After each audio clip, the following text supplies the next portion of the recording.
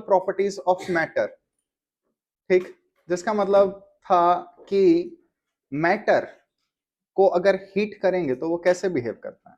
पहला टॉपिक उसमें क्या था हमारा, थर्मल एक्सपेंशन। एक्सपेंशन के फॉर्मूले देखे थे, आइसोट्रोपिक, एनाइसोट्रोपिक। फोटोग्राफिक एक्सपेंशन किसका होता है, आइसोट्रोपिक का। ये कुछ चीजें हम देख चुके हैं। आइए वापस, अब यहां पे देखिए, इसमें हेडिंग डालिए anomalous behaviour of water. Please जल्दी से लिखना स्टार्ट कीजिए, anomalous behaviour of water. Anyone, anomalous, anomaly, ये वर्ड किसी ने सुना हो, क्या मतलब होता है, यूजुअल से अलग। जैसे तुम्हारे पेरेंट्स तुम्हारे रूम में है और तुम पढ़ते हुए दिखाई दे, वो कहेंगे एनोमली है, ठीक है। ये हमारा बच्चा नहीं हो सकता, अडॉप्टेड है। मजाक अपनी जगह, ठीक।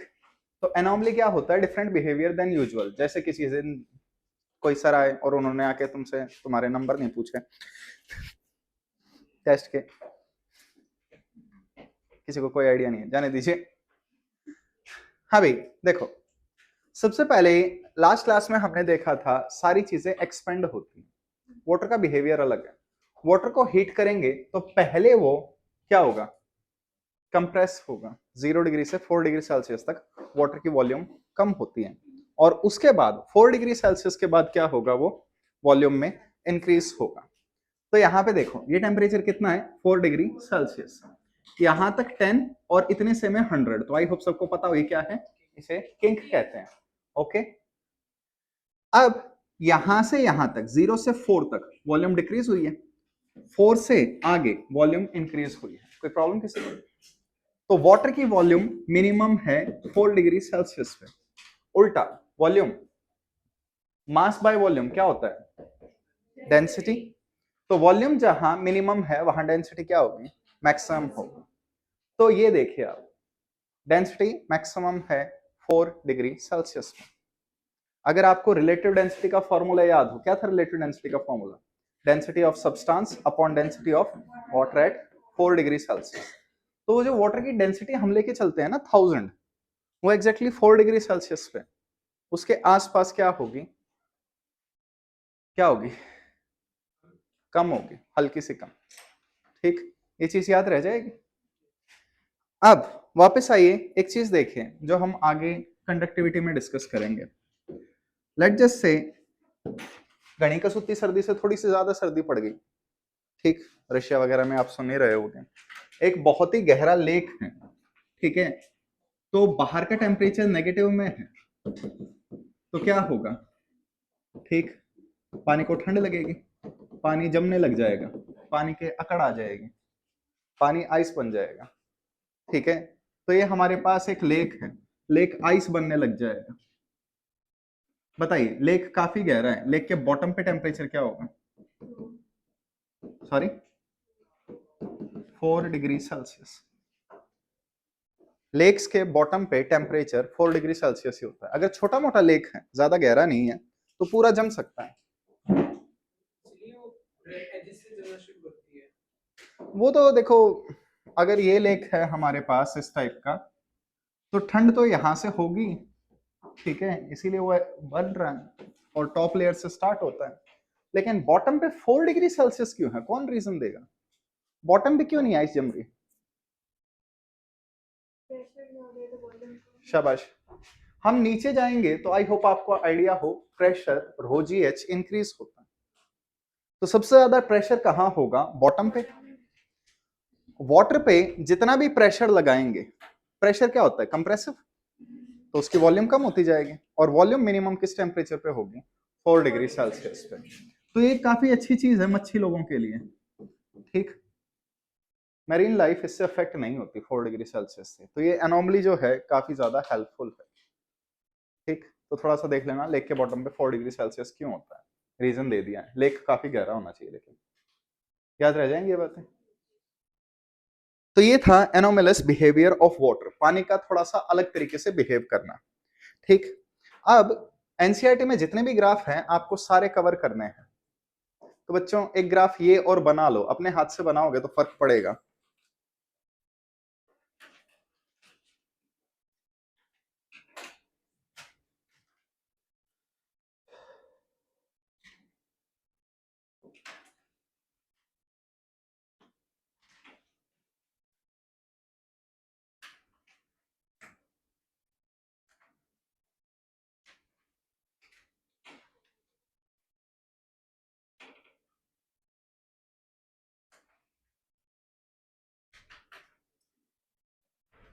नोट किया?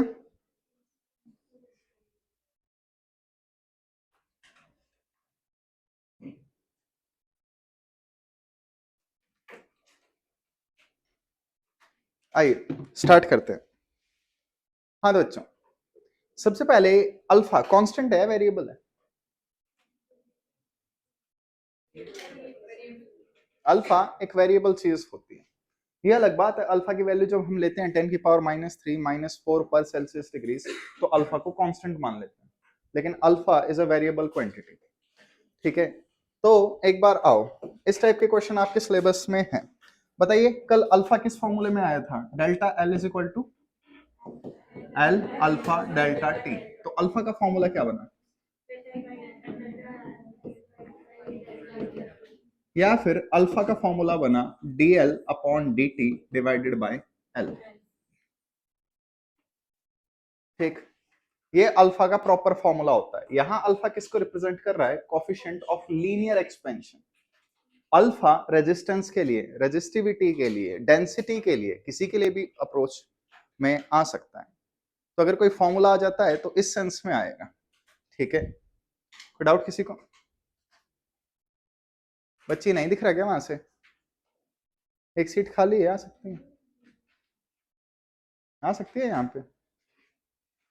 ओके, तुम सीट चेंज कर सकते हो, आगे एक सवारी है। Okay never mind.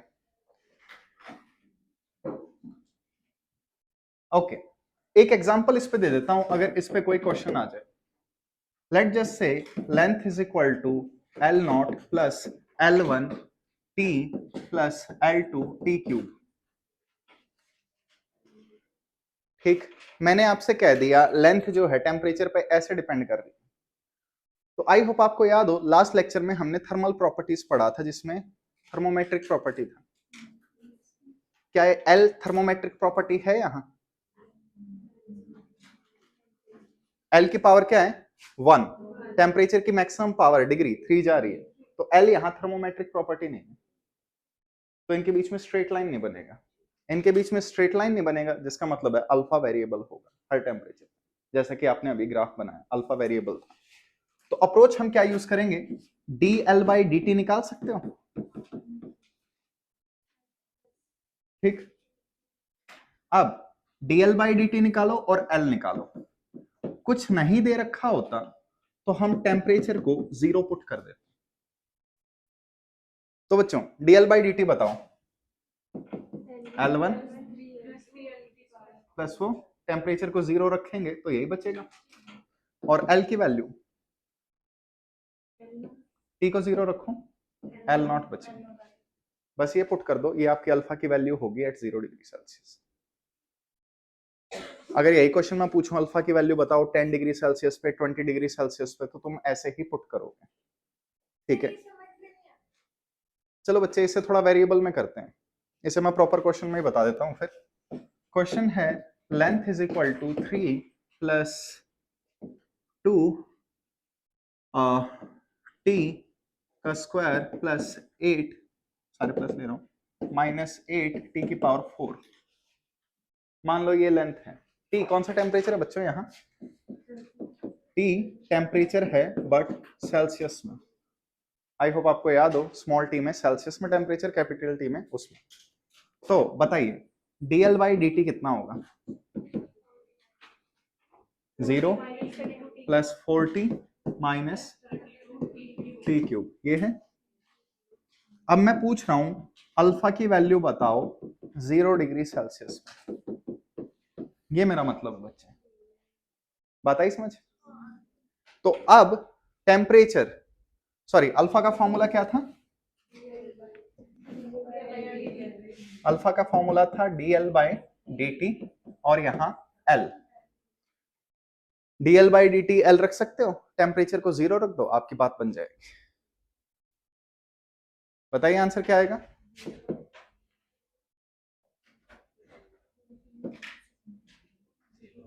ठीक है, ऑफ कोर्स आंसर 0 आ रहा है क्योंकि ये इक्वेशन मैंने ही बनाई जल्दी जल्दी में बिना कुछ सोचे समझे। ठीक है, तो तुम सोच लेना। नेक्स्ट करें आगे।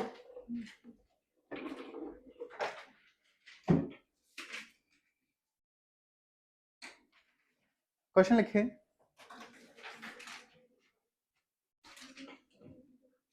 टू रेजिस्टेंसेस, आई होप सबको पता हो रेजिस्टेंस भी क्या है, थर्मोमेट्रिक प्रॉपर्टी है। Two resistances are put in series,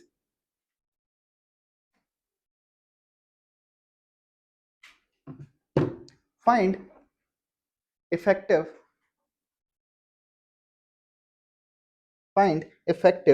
alpha।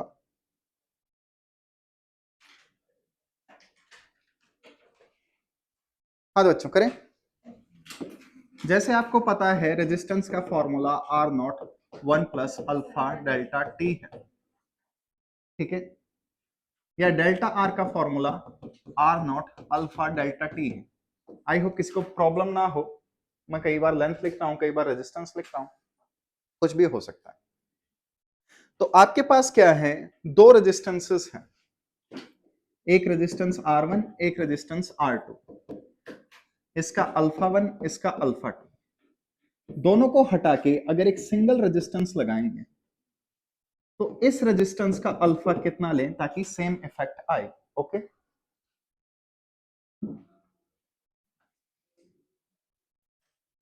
Question clear हुआ सबको? ये क्वेश्चन 12th क्लास से बिलोंग करता है, लेकिन 11th में भी आ सकता है। आपके पास दो रोड है, एक का अल्फा 1, एक का अल्फा 2, अल्फा सीरीज में बताओ, अप्रोच चेंज नहीं है। तो रेजिस्टेंस इन सीरीज का कुछ फॉर्मूला है, R S is equal to R1 plus R2। एक काम करो, सीधा यहीं पे डेल्टा ले लो, आगे जाने की जरूरत ही नहीं है। क्या लिखो, delta R, delta R1, delta R2। Delta R का formula R alpha delta T, R alpha delta T, R2 alpha delta T. कोई डाउट किसी को? क्या चाहिए? अल्फा एस, सबका डेल्टा टी उड़ जाएगा, तो R1 alpha 1 plus R2 alpha 2 upon R S की वैल्यू R1 प्लस R2। ऐसे आप कर सकते हैं। पीवाईक्यू क्वेश्चन है, रेजिस्टेंस आइडेंटिकल है, अल्फा बताइए, ठीक। तो R1 R2 इक्वल है, R कॉमन नीचे 2R, तो अल्फा 1 प्लस अल्फा 2 बाय 2। बात आई समझ? ठीक है, अगर ये बात समझ में आए तो क्वेश्चन लिखिए।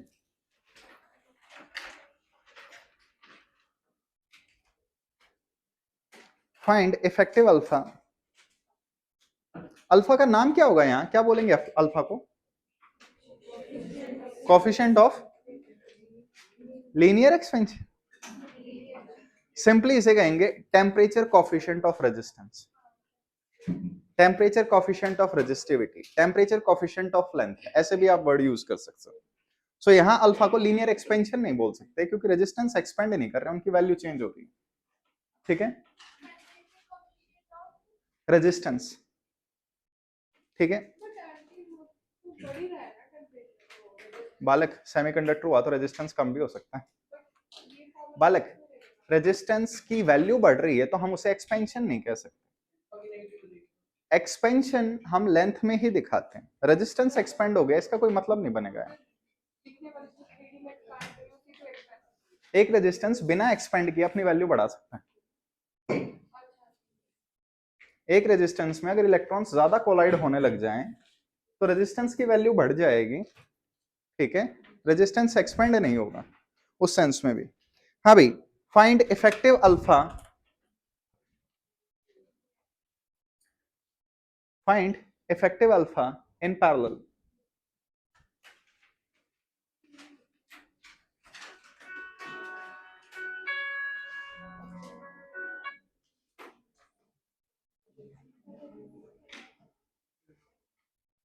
Okay, can I start?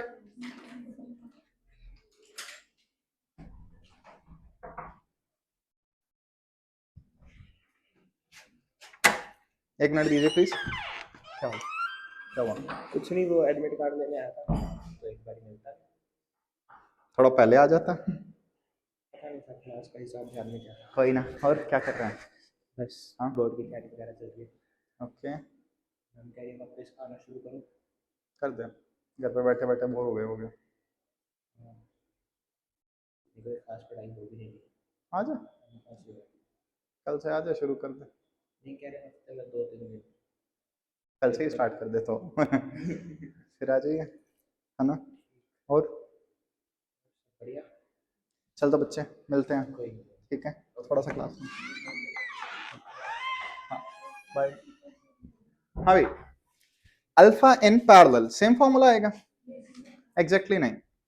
तुमने एक पीवाई क्यू देखा होगा कि दो रेजिस्टेंस सीरीज में लगा दिए, दो पैरेलल में लगा दिए, इफेक्टिव अल्फा बनाओ। दोनों का आंसर अल्फा 1 प्लस अल्फा 2/2 था। आंसर सेम था, फॉर्मूला सेम नहीं है। आइए चेक करते हैं। स्टार्ट करने से पहले बच्चों हेल्प करो। 1/x डिफरेंशिएशन बताओ। शाबाश। और इंटीग्रेशन?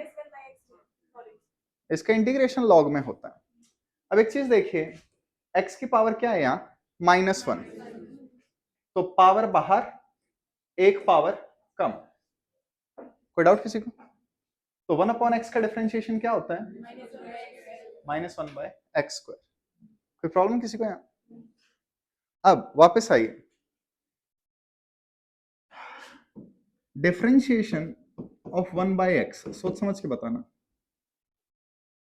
ये दोनों चीजें सेम नहीं है, ध्यान से देखो। क्या फर्क पड़ता है किसके रिस्पेक्ट में? हाँ भाई, आई होप तुम्हें इतना मैथ आता हो। बताइए आंसर। -dx/x²। कोई प्रॉब्लम किसी को? किसी के रिस्पेक्ट में नहीं है तो डिफरेंशियल फॉर्म में आंसर आएगा। अब बताइए, अगर मैं डेल्टा ऑफ 1/x पूछूं तो डी की जगह डेल्टा ले लो, दोनों सेम ही तरीके से काम करते हैं। अगर तुमने एरर वगैरह पढ़ी है तो एरर में डेरिवेशन इसी तरीके से आते हैं।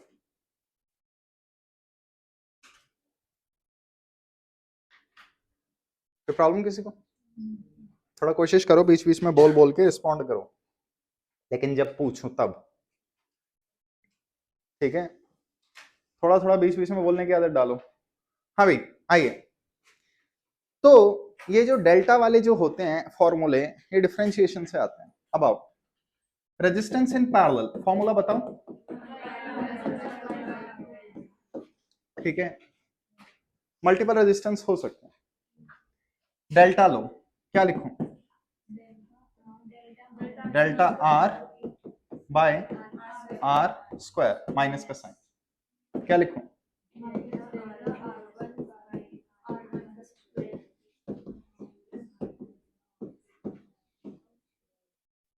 डाउट किसी को? एनीवन? डेल्टा आर की value R alpha delta T. कोई प्रॉब्लम? एक आर से नीचे वाला आर कैंसल आउट हो जाएगा और सबके पास डेल्टा टी होगा, वो कैंसल आउट हो जाएंगे। क्या फॉर्मूला बचेगा? Alpha P R P, alpha 1 r1, alpha 2 r2। Same formula है।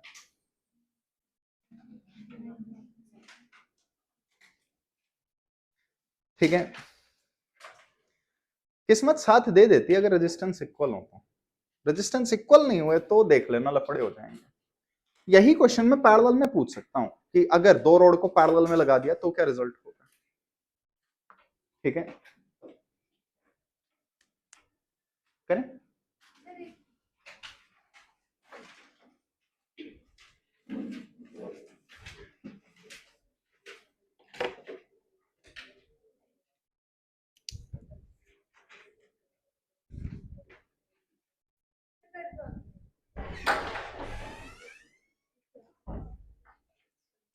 ओके हाँ भाई आइए, देखिए रेजिस्टेंस इन सीरीज का फॉर्मूला क्या है? अल्फा साथ आएगा, तरीके बनाने पड़ेंगे, एग्जाम में बैठ के डिराइव नहीं कर सकते। रेजिस्टेंस का फॉर्मूला पैरेलल में क्या है? 1/R1 1/R2। दिखा कुछ? तो ये ऐसे हैं, थोड़ा सा देख लेना, याद रख ले बच्चे, या डिराइव कर लेना, डेरिवेशन ज्यादा बड़ा नहीं है अगर तुम्हें।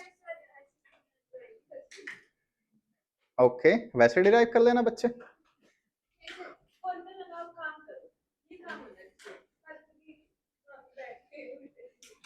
अब एक चीज देखें, वापस एक पीवाईक्यू में आइए जो बहुत पुराना था। एक पीवाईक्यू था, R1 R2 दोनों इक्वल हैं, R1 R2 इक्वल है, ये हम डिस्कस कर चुके हैं। अल्फा कितना आएगा? बाय 2। यहां से और कंफर्म करो, अल्फा पी। हाँ भाई, resistance in parallel R/2, parallel में रेजिस्टेंस आधा हो जाता है, alpha 1 plus alpha 2 upon R, LCM ले सकते हैं, R से R गया, ये हाफ डिवाइड में है, उधर जाके हाफ मल्टीप्लाई में हो जाएगा, R से R गया, ये 2 यहां है, तो alpha P is equal to alpha 1 plus alpha 2 by 2।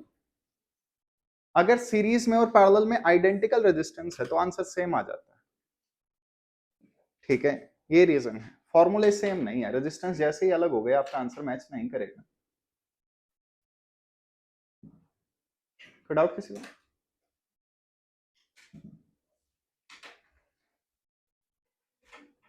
करें आगे?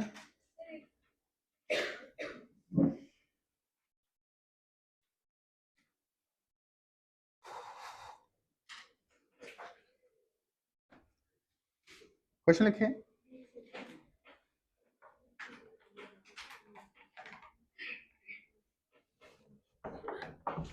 Two rods are put in series. Two rods are put in series.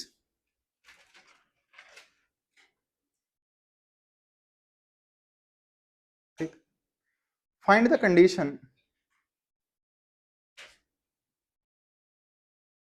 Find the condition such that sum of their length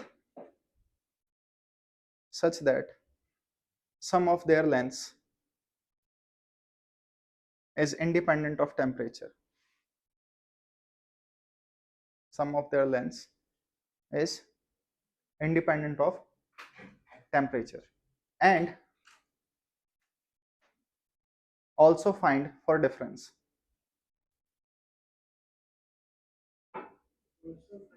For difference, sum and difference, and also find for difference. लिखा? जाने दो, पहले question समझाता हूं, उसके बाद देखो। करें स्टार्ट? मतलब दो अलग अलग केसेस आएंगे।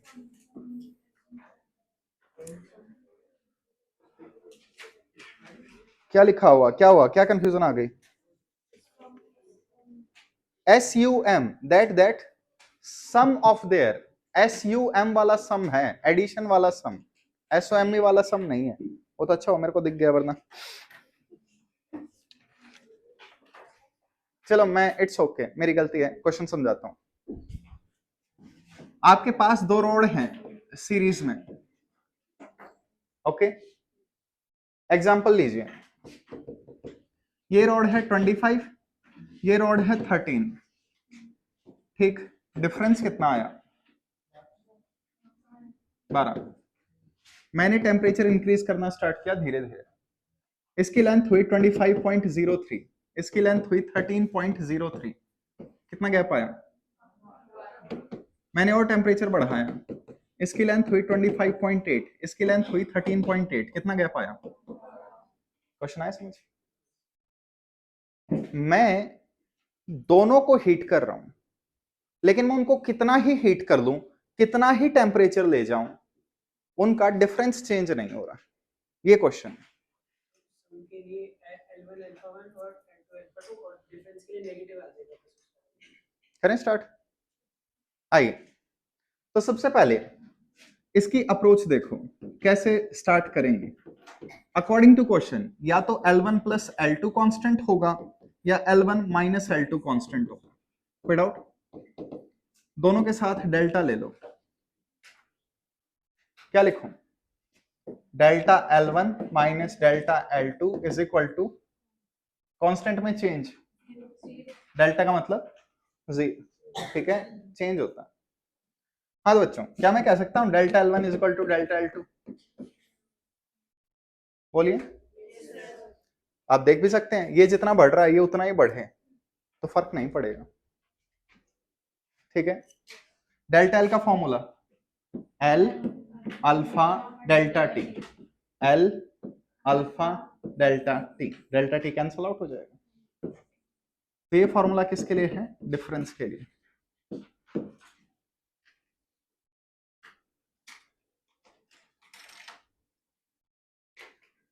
अगर सेम क्वेश्चन रेजिस्टेंस में आ जाए, जो कि आ चुका है पीवाईक्यू में, देख लेना, तो क्या रिलेशन होगा रेजिस्टेंस में?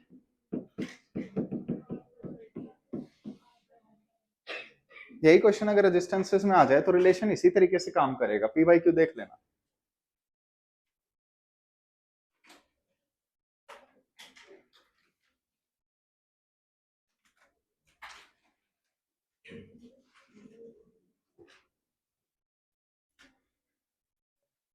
Can I start? हाँ भाई, नहीं लिखा? ओके लिख लो, जल्दी जल्दी जल्दी जल्दी बोल। क्या हुआ, मजे नहीं हो रहे, बोर हो रहे हो? स्टार्ट करें? आइए देखें, if alpha is positive then temperature increases, length increases. On the other hand, if alpha is negative then temperature increases, length decreases.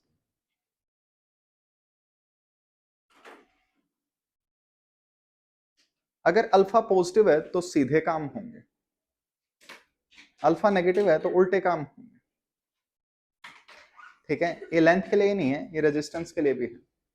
जैसे आप लोग 12th में सेमीकंडक्टर्स देख चुके हो, तो देखो सबसे पहले मेटल्स आते हैं, मेटल्स का अल्फा पॉजिटिव होता है, यानी मेटल्स को मैं हीट करूंगा तो उनका रेजिस्टेंस रेजिस्टिविटी बढ़ेगी। ऑन द अदर हैंड अगर मेरे पास इंसुलेटर्स हैं या सेमीकंडक्टर्स हैं तो इनका अल्फा टेम्परेचर कोफिशिएंट नेगेटिव होता है, तो टेम्परेचर इंक्रीज करेंगे इनके रेजिस्टेंस रेजिस्टिविटी डिक्रीज होता है।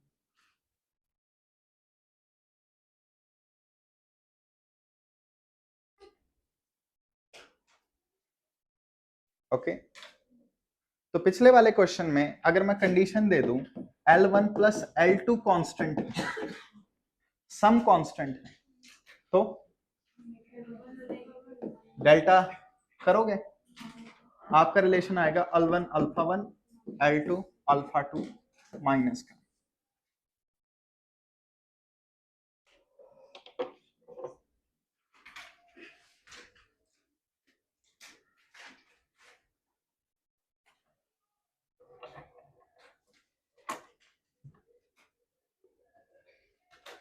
माइनस का साइन बता रहा है यहाँ पे, अगर एक चीज एक्सपेंड हो रही है तो दूसरी कंप्रेस हो रही है। मतलब जो हम सुपर कंडक्टर्स वगैरह यूज करते हैं वो मेटल्स यूज करते हैं बहुत कम टेंपरेचर। सुपर कंडक्टर तो अलग चीज है बच्चे, उसका यहाँ क्या लेना देना।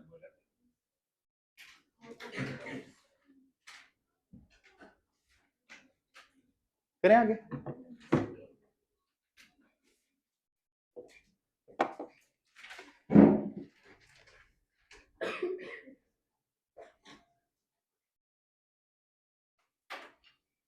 ओके चेंज करूं, क्वेश्चन लिखिए।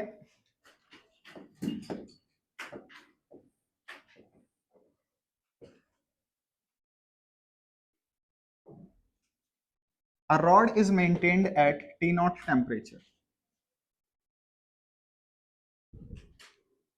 A rod is maintained at T not temperature. आपके पास एक रॉड है जिसकी लेंथ एल नॉट है, टेम्परेचर टी नॉट है, अल्फा अल्फा ही है, अल्फा कांस्टेंट मान के चलो जब तक कुछ ना कहा जाए, ठीक। If its ends are maintained at T1 and T2,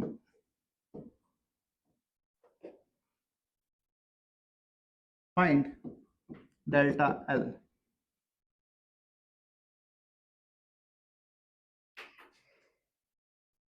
कई बच्चों को ये क्वेश्चन ही समझ नहीं आता।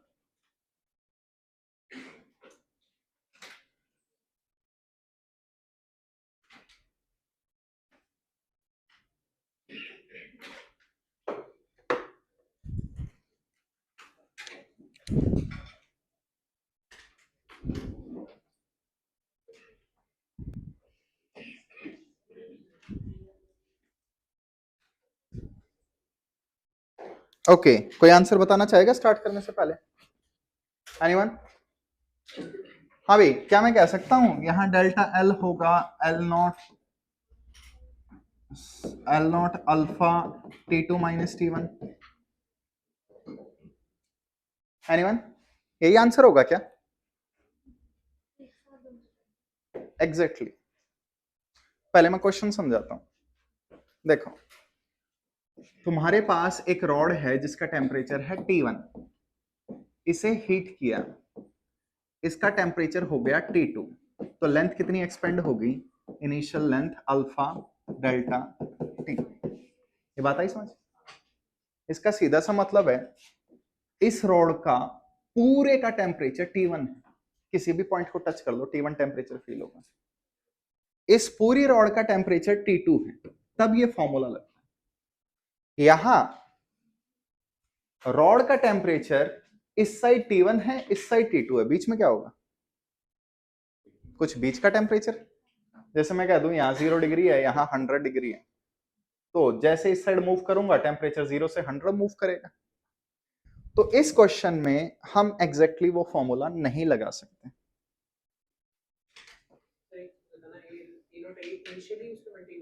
हाँ, पहले पूरी रॉड का टेम्परेचर T नॉट था, अब दोनों एंड्स का डिफरेंट है। कोई अप्रोच बताना चाहे? एक अप्रोच एलिमेंट लेके इंटीग्रेट करो, लेकिन ऑफ कोर्स तुम उस अप्रोच पे नहीं जाना चाहोगे, तो दूसरी छोटी अप्रोच है। क्या मैं कह सकता हूं यहां अल्फा कांस्टेंट है, जो कि क्वेश्चन में मैंने मेंशन किया। अल्फा कांस्टेंट है तो लेंथ अभी भी थर्मोमेट्रिक प्रॉपर्टी है। लेंथ अभी भी टेम्परेचर पे कैसे डिपेंड कर रही है? लीनियरली। अगर दो क्वांटिटीज एक दूसरे पे लीनियर डिपेंड कर रही हैं तो आप डायरेक्ट एवरेज ले सकते हैं। तो मैं क्या मान सकता हूं? मैं मान सकता हूं इस पूरी रॉड का टेम्परेचर कितना है, एवरेज ले सकता हूं मैं यहां, बस। हाँ भाई, डेल्टा एल का फॉर्मूला बताइए। Initial length alpha, final temperature क्या है? T1 प्लस T2 बाई 2, और initial temperature minus T not. इससे आपका आंसर आ जाएगा। चाहे एक एलिमेंट लेके इंटीग्रेट कर दो। बालक, एलिमेंट वाला मेथड ज्यादा ठीक है, ठीक, उससे यही आएगा, लेकिन उससे तुम्हें एलिमेंट लेने में दिक्कत आएगी। वैसे ही क्वेश्चन है जो फ्लूइड्स में कराया था कि नीचे प्रेशर डैम के नीचे प्रेशर ऊपर था तो उसके सेंटर पे निकाल लेते थे। एग्जैक्टली, प्रेशर भी जैसे लेंथ के साथ चेंज होता है, एवरेज डायरेक्ट ले सकते हैं, वैसे इसमें किया, ठीक। बाकी ऐसा कोई क्वेश्चन आ जाए तो आई होप आप याद रख सकते हो। करें आगे? ज्यादा तो नहीं हो रहा है? ओले मेरा बच्चा, हाँ हाँ हाँ, ठीक है, कोई बात नहीं। तो अभी तक मैंने सिर्फ लीनियर एक्सपेंशन डिस्कस किया है, लेंथ के अलोंग, रेजिस्टेंस के अलोंग या रेजिस्टिविटी के अलोंग, इस टाइप के चेंजेस नोटिस किए हैं। अब एरिया के अलोंग चेंजेस नोटिस करते हैं। आइए देखें, एरियल एक्सपेंशन।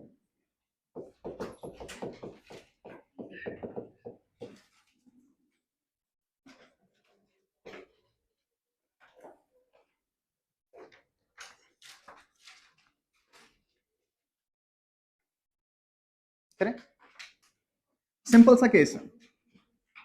आपके पास एक रॉड, सॉरी, आपके पास एक लैमिना है, ठीक है, 2 डायमेंशनल, एरियल चेंज कर रहे हैं, एरियल, सुपरफिशियल, 2 डायमेंशनल, ठीक है। तो इसकी पहले लेंथ थी L0, ब्रेड्थ थी B0, एरिया कितना होगा? ठीक, लेंथ इनटू ब्रेड्थ, टेम्परेचर वही T0। अब मैंने इसे हीट करना स्टार्ट किया, तो अगर मैं इसे हीट करूंगा तो जरूरी थोड़ी ना है इसमें प्रोपोर्शनल एक्सपेंशन आएगा। ये एनाइसोट्रॉपिक बॉडी भी हो सकती है। एनाइसोट्रॉपिक बॉडी हुई तो हो सकता है लेंथ ज्यादा एक्सपेंड हो, ब्रेड्थ कम एक्सपेंड हो, या ब्रेड्थ ज्यादा एक्सपेंड हो गई, लेंथ एक्सपेंड ही नहीं हो रही। तो कोई भी सीन हो सकता है। तो यहां हमने इसे हीट किया और हीट करने के बाद इसका साइज बढ़ गया किसी टी टेम्परेचर। मैंने साइज हद से ज्यादा बढ़ा दिया, ठीक है, ताकि हम नोटिस कर पाए। अब इसकी लेंथ कितनी होगी? L final length, breadth B, area कितना होगा? LB। लेंथ अलग एक्सपेंड हो रही है, ब्रेड्थ अलग एक्सपेंड हो रही है। अल्फा एक्स अल्फा, जरूरी नहीं है बच्चे, वही तो मैं कह रहा हूं। अगर लेंथ एक्सपेंड हो रही है और ब्रेड्थ एक्सपेंड नहीं हो रही तो अल्फा कितना होगा? 0। अगर कोई चीज नहीं हो रही तो उसका अल्फा उसी का करस्पॉन्डिंग आ जाएगा, ठीक। ये अल्फा एक्स अल्फा वाई ऐसे मान लो। एनाइसोट्रॉपिक बॉडी हुई तो अल्फा सेम होना जरूरी नहीं है। अब आइए, अगर मैं लिख सकता हूं final length is equal to initial length 1 plus alpha delta T, तो मैं ऐसा ही लिख सकता हूं एरिया के लिए, final area is initial area 1 plus, लेकिन मैं अल्फा नहीं बोल सकता, अल्फा सिर्फ लेंथ के लिए होता है। Alpha length, breadth, height, radius, diameter, जो सिर्फ मीटर वाली यूनिट रखते हैं उनमें चेंज बता सकता है। एरिया तो अल्फा नहीं रख सकता, ठीक है। तो एरिया के लिए सिंबल इंस्टेड ऑफ अल्फा क्या यूज करेंगे? बीटा, ठीक है। एरिया लीनियर चीज नहीं है, एरिया एरियल चीज है, चीज बड़ी है मस्त मस्त, पिज्जा पे लगा के खा लो। सही याद दिलाया, बनाता हूं। ओके, कोई बात नहीं। अब बताओ बीटा अल्फा से रिलेटेड कैसे होगा? कईयों को आंसर पता होगा, alpha L plus alpha B, derive करो। आइए, क्या मैं कह सकता हूं area is equal to length into breadth? Error वाला शॉर्टकट लगाओ, डेल्टा ए बाई ए,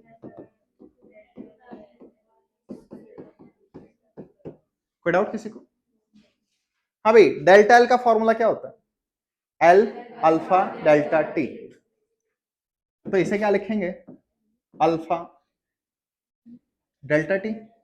इसे क्या लिखेंगे? Alpha delta T. इसे क्या लिखेंगे? Beta delta T.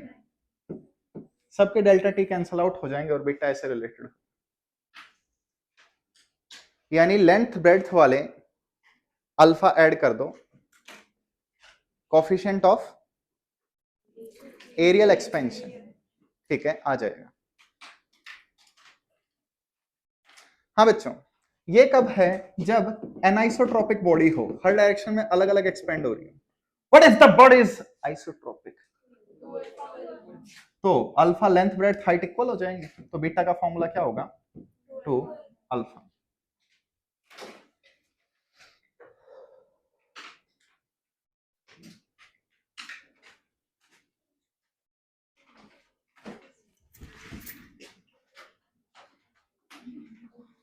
Okay, next expansion volumetric. Volumetric expansion का दूसरा नाम आइसोमेट्रिक नहीं बोल सकते, आइसोमेट्रिक कांस्टेंट वॉल्यूम होता है, और कांस्टेंट वॉल्यूम है तो एक्सपेंड कैसे हो सकता है? बल्क बल्क बोला जा सकता है। बुक्स में क्या नाम यूज होता है इसका? घंटा, क्यूबिकल। आई होप आपको पता हो, क्यूब 3D है, सुपरफिशियल एरिया के लिए होता है। थोड़ा थोड़ा बीच में बोलने की आदत डालो बालकों, मतलब मेरे साथ, कभी साइड वाले के साथ बोलने की आदत डाल लो। वॉल्यूमेट्रिक या क्यूबिकल एक्सपेंशन, ठीक, वॉल्यूम में चेंज। तो इस बार हमारे पास क्या है, एक क्यूब है, जरूरी नहीं है क्यूब हो, स्फीयर भी हो सकता है।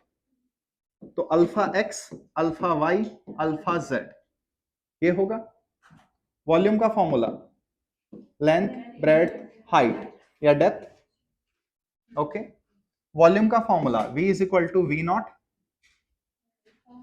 1 plus alpha gamma delta T, क्योंकि यहां गामा है, गामा को क्यूबिकल एक्सपेंशन, वॉल्यूमेट्रिक एक्सपेंशन का कोफिशिएंट कह सकते हैं।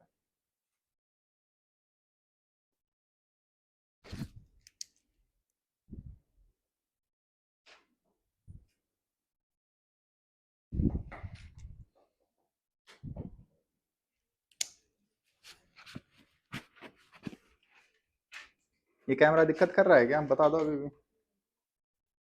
ओके, हाँ तो बच्चों यही वाला मेथड लगाओगे, गामा क्या आएगा, alpha X, alpha Y, alpha Z. Isotropic हुआ तो 3 अल्फा।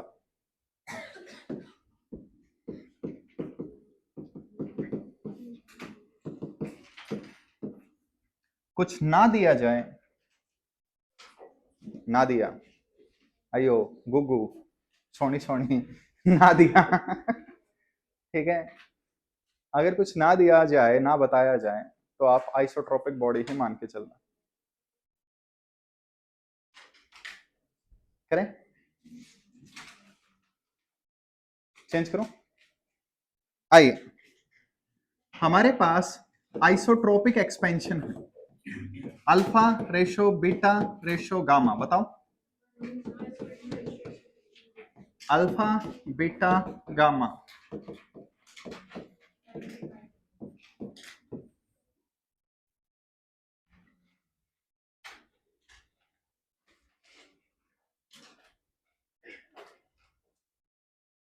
तो अल्फा बीटा गामा में ये रिलेशन है।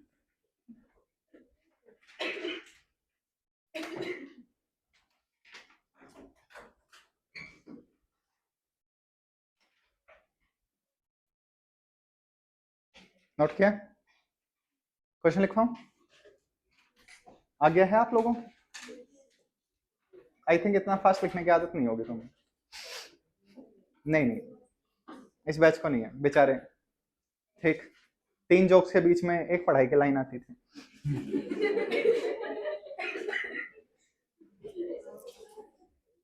ओके, हाँ तो बच्चों, an ideal gas is taken through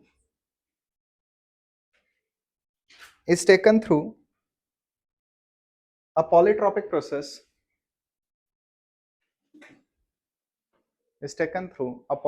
process, P proportional to T cube.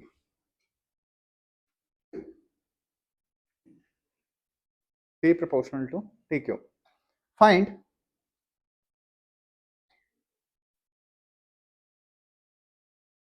Find coefficient of cubical expansion, gamma. Find gamma, coefficient of cubical expansion.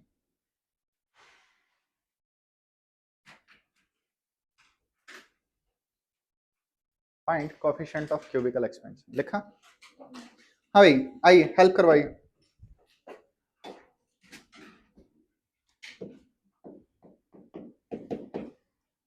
Delta V is equal to V, क्या लिखूं? Gamma delta T। Gamma is equal to क्या लिखूं?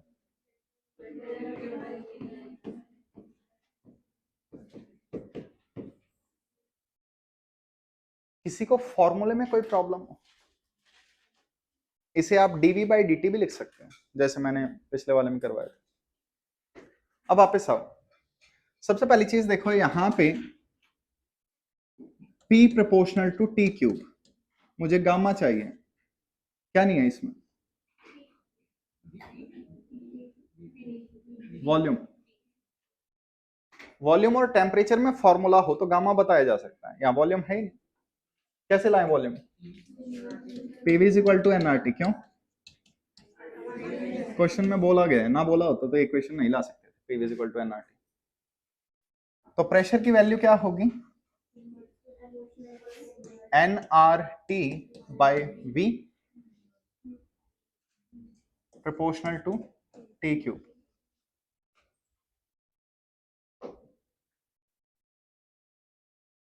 कोई doubt किसी को? तो क्या मैं कह सकता हूं यहां वॉल्यूम की पावर -1 है और वहां टेम्परेचर की पावर 2, इसके साथ उड़ेगा भी? कोई डाउट? हाँ भाई, इतना मैंने बता दिया, अगली अप्रोच गैस करो। डेल्टा चाहिए, क्या करूं? डेल्टा वाला शॉर्टकट लगाओ, क्या लिखूं?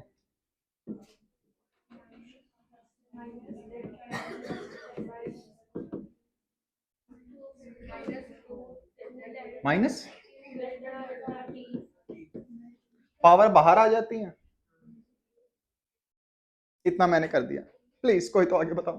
हाँ, रीअरेंज करो टर्म्स को। ये डेल्टा टी अगर यहां होता तो बात बन जाती। तो गामा का formula delta V upon V delta T is equal to -1 by T, sorry -2 by T. Doubt किसी को? तो क्या है बच्चा गामा?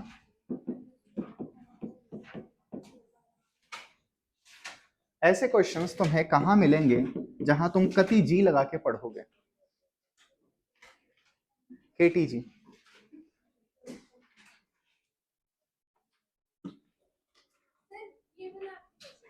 जादू से। कौन सा?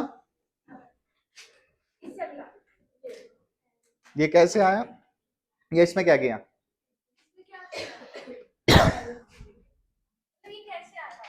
देख बालिके, ये डेल्टा टी मैंने पकड़ा और इसे मैं डिवाइड में ले आया, और ये माइनस मैंने पकड़ा, इसे मैंने डिवाइड में भेज दिया।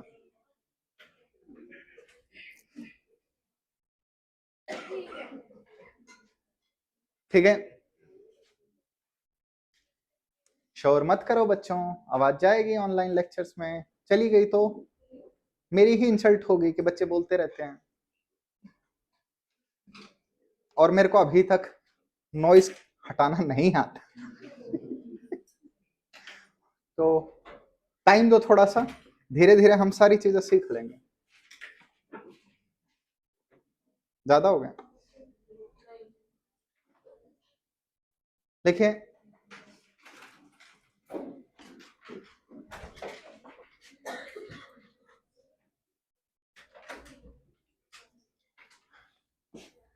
Effect on density.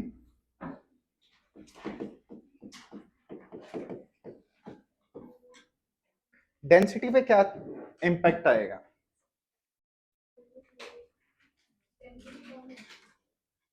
हीट करने पे जनरली, पानी ही पहला एक्सेप्शन। गुलू गुलू गुलू गुलू, पानी पीना है? हाँ भाई देखो, density is equal to mass by volume. कोई डाउट? आपके पास क्या है इनिशियली? ये इक्वेशन, हमारे पास कोई लिक्विड था, जनरली हम लिक्विड्स की डेंसिटी देखेंगे, ठीक है, सॉलिड मेटल्स की भी देख सकते हो वैसे तो इनिशियली ये डेटा है, मैंने हीट किया टी टेम्परेचर तक, या you can say cool down किया, कौन सी चीजें चेंज होंगी? डेंसिटी और वॉल्यूम। मैकेनिक्स के अकॉर्डिंग मास चेंज नहीं होता। अगर यही हम E is equal to mc² से देखते तो ताता मास भारी होता है, ठीक है। E is equal to mc², अगर किसी मास को एनर्जी दो तो वो हल्का सा इंक्रीज कर जाता है। न्यूक्लियर वाले चैप्टर में ऐसा डिस्कशन हुआ है, लेकिन ऐसी कोई भी चीज यहाँ नहीं माननी, तो मास कांस्टेंट रहेगा। ओके, मास कांस्टेंट है। फाइनल वॉल्यूम का formula V is equal to V naught 1 plus gamma delta T। हाँ तो बच्चों फाइनल डेंसिटी कितनी आई? अले ले ले ले ले ले ले ले बोलो। Rho naught 1 plus gamma delta T. This is exact formula, kind of exact नहीं है, ये भी अप्रोक्सीमेशन के अप्रोक्सीमेशन से आया है, लेकिन डेंसिटी में कोई फॉर्मूला पूछे तो आपको इस चैप्टर में ये लगाना है, ठीक है। आकाश वाले मॉड्यूल्स में कुछ क्वेश्चंस हैं जो इसी फॉर्मूले से निकलेंगे और फिर भी आंसर मैच नहीं होंगे, थोड़ी बहुत गड़बड़ा देती है। अब एक चीज देखें, यहां पे आप नोटिस कीजिए, अगर ये टर्म बहुत छोटी होगी, आई होप आपको पता है अल्फा बहुत छोटा होता है तो अल्फा का सम भी छोटा ही आएगा, तो गामा भी बहुत छोटे की वैल्यू होगी। अगर गामा बहुत छोटा है तो रो इज इक्वल टू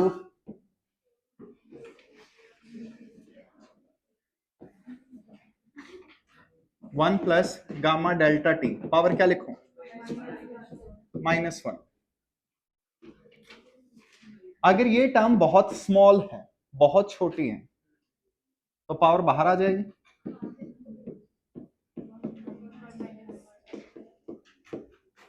तो टेम्परेचर के साथ डेंसिटी जनरली डिक्रीज करती है। तुम देख लेना कुछ क्वेश्चंस के आंसर तुम्हारे इससे आ जाएंगे, कुछ क्वेश्चंस के इससे आंसर आ जाएंगे, और जिसका किसी से नहीं आ रहा उसका राउंड ऑफ करके देख लेना किससे आ रहा है, ठीक है। या फिर ये देख लेना तुम सही तरीके से निकाल रहे हो या पीछे से आंसर सही देख रहे हो या तुम्हारी कैलकुलेशन सही है, जैसे 2 और 2 4 कितने होते हैं, ठीक है 8 होते हैं, क्या हो गया, हद है, बता ही नहीं सकते तुम। देखा, दिमाग यूज नहीं करते। एक तो तुम्हारी क्लास में टाइम बहुत जल्दी चला जाता है, ठीक है, बहुत जल्दी गया है आज। चलो ठीक है कोई बात नहीं, अब तुम इतना कह ही रहे हो तो अगली हेडिंग डालिए, अपेरेंट एक्सपेंशन।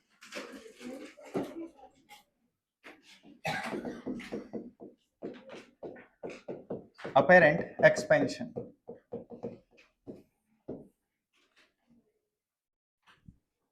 अपेरेंट एक्सपेंशन उल्टा भी हो सकता है, ये it can be apparent compression, ठीक है। हुआ क्या, एक बच्चे ने कपड़े लिए, 2 साल बाद ट्राई किए, बोल रहा है कपड़े छोटे हो गए।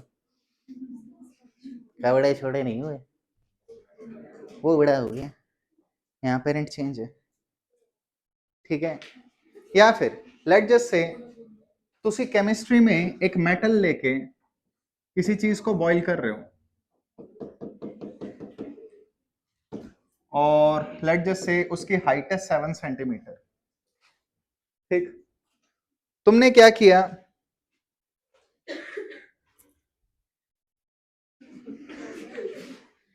यहां तो मेरे पास ऑप्शन है, नहीं ये वाला नहीं चाहिए,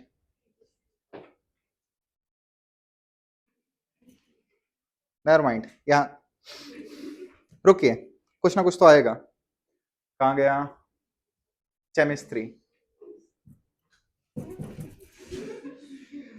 सारी इंसल्ट यहीं करवानी है। हाँ ये ठीक है, जहां हम यूज कर सकते हैं वहां तो यूज करेंगे। तो आपने क्या किया, इस बिकर में मार्किंग कर दी कि हाँ भाई ये 7 सेंटीमीटर तक है।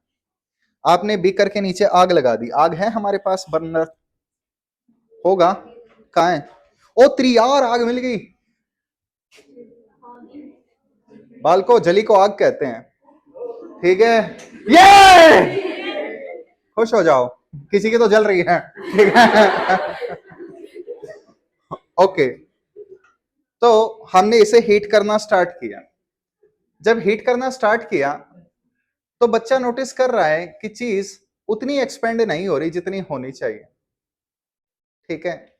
वो नोटिस कर रहा है लेवल तो गिर गया पानी का, क्यों आई ये दिक्कत, क्यों आई ये दिक्कत, एग्जैक्टली, वेसल्स ऑल्सो एक्सपेंड, ठीक है, ये उतने अच्छे से नहीं बन पाया, मुझे लगा था मैं इसे खींचूंगा पानी उतना ही रहेगा, लेकिन पानी भी एक्सपेंड कर रहा है।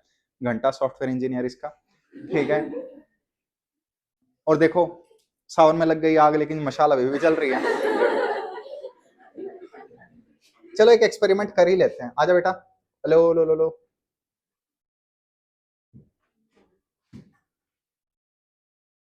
क्या लगता है आपको, मशाल बुझेगी? आई, इधर आ यार। क्या सॉफ्टवेयर इंजीनियर ने सोचा होगा?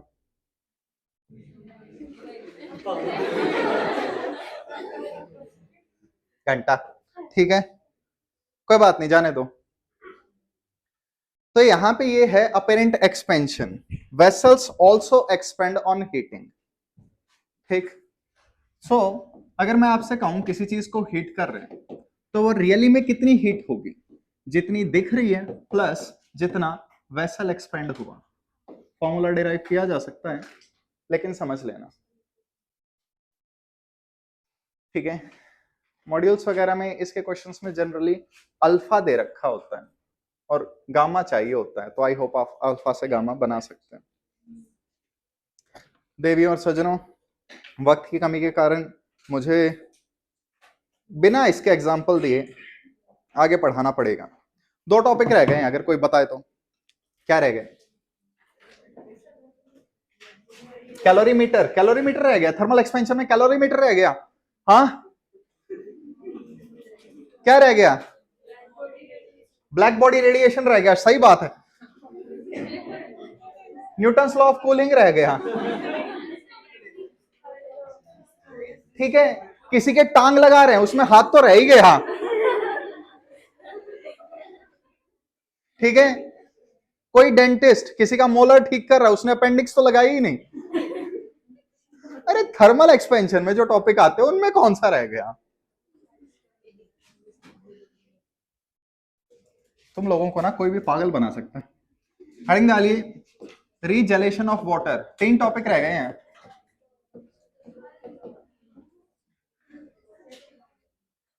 रीजेलेशन ऑफ वाटर, कंट्रोल बच्चों, कंट्रोल, रीजेलेशन ऑफ वाटर करें। देखो बच्चों, एक एक्सपेरिमेंट करना, गर्मियां आ ही रही हैं, 2 आइस क्यूब लेना, उन्हें हाथ में पकड़ना या कपड़े से पकड़ लेना, डिपेंड कर रहा है, उन्हें प्रेस करना और वापस उन्हें निकालना। अगर आपने अच्छी खासी फोर्स लगाई और आप कुपोषित नहीं है, तो जब आप उन्हें बाहर निकालेंगे वो दोनों चिपक जाएंगे बिना फेविकोल के। कर रखा है। This property is called regelation of water. आइए समझते हैं। वॉल्यूम का फॉर्मूला मास बाय डेंसिटी। कोई डाउट? लेट जस्ट से पानी की आइस बनेगी, आइस का पानी बनेगा, मास चेंज नहीं होगा, कोई उड़ नहीं गया इधर उधर। अब डेंसिटी ऑफ आइस और डेंसिटी ऑफ वाटर को कंपेयर करो, कौन ज्यादा होता है?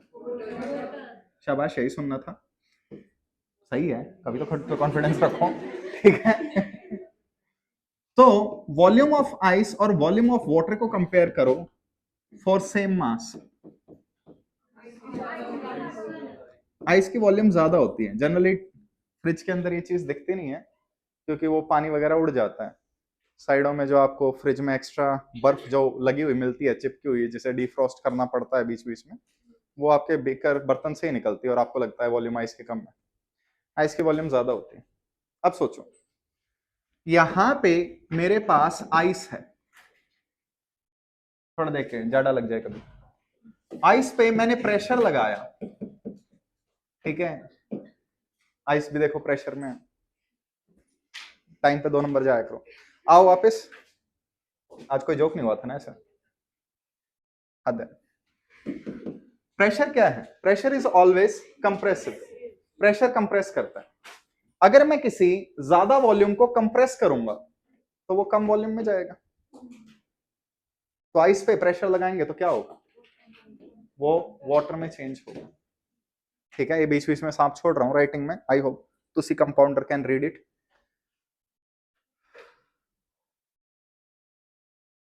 ओके, हमने क्या किया, हमने आइस पे जैसे ही प्रेशर लगाया आइस वाटर में चेंज हो गई। और अगर हम प्रेशर हटा लें तो सारी कंडीशंस मीट हो रही हैं, आइस ठंडी है, टेम्परेचर वही है जितना होना चाहिए, तो ये वाटर वापस से आइस में कन्वर्ट हो जाएगा। On applying pressure ice converts into water and on removing the pressure ideal case water goes back to ice. ये है रीजेलेशन ऑफ वाटर, सिलेबस में है, क्वेश्चन कभी नहीं आया इस पे लेकिन, ठीक है। अब एक बार एनसीईआरटी ने इस पे एक एक्सपेरिमेंट बताया है, उस एक्सपेरिमेंट को देख लो भाई लोग, कितने गए हो, कितने गए हो, होगा कहीं, वेट करते रहिए, वेट कीजिए एंड देखो, देखो वो मिल गया। ये अलग बात है, इसे मैं कैलोरीमेट्री में भी डिस्कस कर सकता था लेकिन कोई काम का नहीं हुआ। ये एक्सपेरिमेंट देखिए, आपके पास क्या है, एक बर्फ की सीली है जो काफी सीली सीली है, जड्डा जड्डे वाले जोक भी समझ नहीं आते। आओ, ये आपके पास एक बड़ा सा आइस क्यूब है, गन्ने वगैरह वाले रेडी पे देखा हो, ठीक।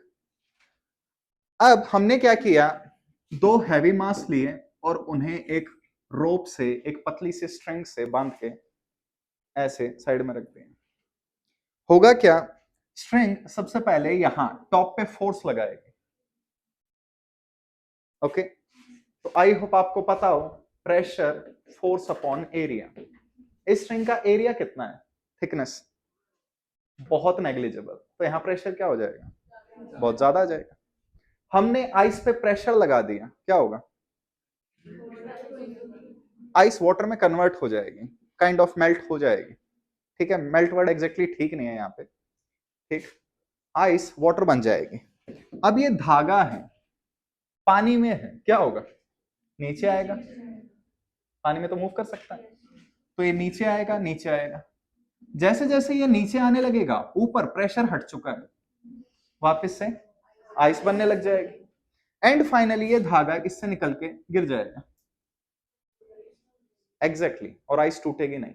हमने आइस के आर पार एक धागा कर दिया बिना उसे तोड़े। बू क्या हो गया, ऐसे क्यों देख रहे हो, जैसे कभी सुना ही नहीं एक्सपेरिमेंट। ऐसा सच्ची में ही होगा, इसीलिए दे रखा है यहाँ पे, ये फिजिक्स है।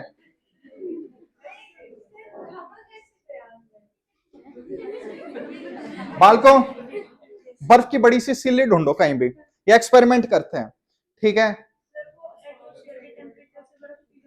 बालक देखो, टाइम के साथ बर्फ पिघलेगी, आइडियल केस। बर्फ का जो टेम्परेचर है उसी टेम्परेचर वाले रूम में एक्सपेरिमेंट परफॉर्म करते हैं, बर्फ नहीं पिघलेगी। प्रेशर से टेम्परेचर का थोड़ी ना फर्क पड़ता है,